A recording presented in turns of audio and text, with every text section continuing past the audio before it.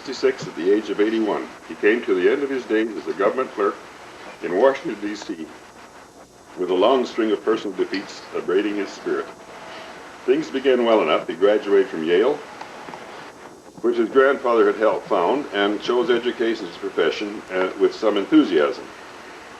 He was a failure at school teaching. He was too easy on his students, and so he turned to the legal world for training.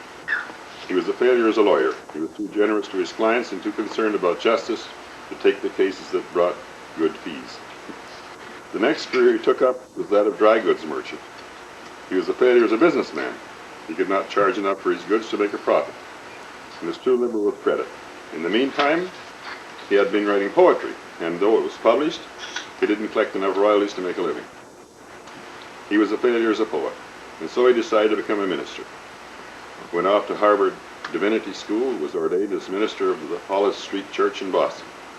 But his position for prohibition and against slavery got him crosswise with the influential members of his congregation, and he was forced to resign. He was a failure as a minister. Politics seemed a place where he could make some difference, and he was nominated as the Abolition Party candidate for the governor of Massachusetts, and he lost. Undaunted, he tried and ran for Congress under the banner of the Free Soil Party, and he lost. He was a failure as a politician.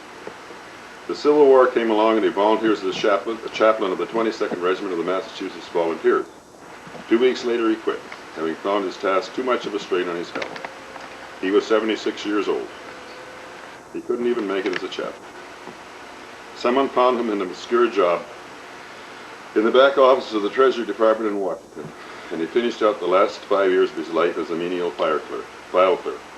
And he wasn't very good at that either. His heart was not in it. John Pierpont died a failure. He had accomplished nothing he set out to do or be. There is a small memorial stone marking his grave in Mount Auburn Cemetery in Cambridge, Massachusetts.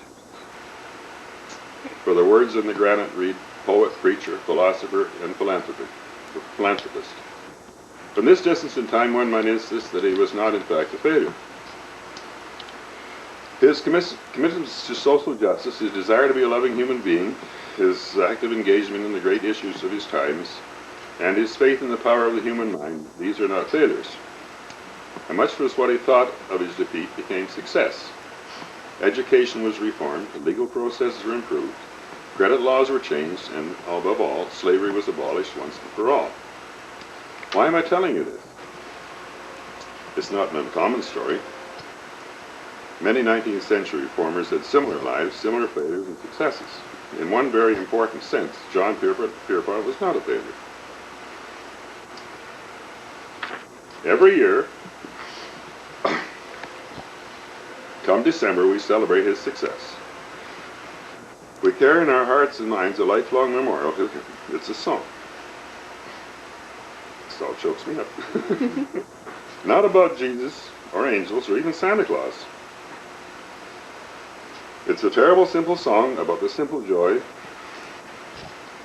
of whizzing through the cold, white, dark of winter gloom in a sleigh pulled by one horse.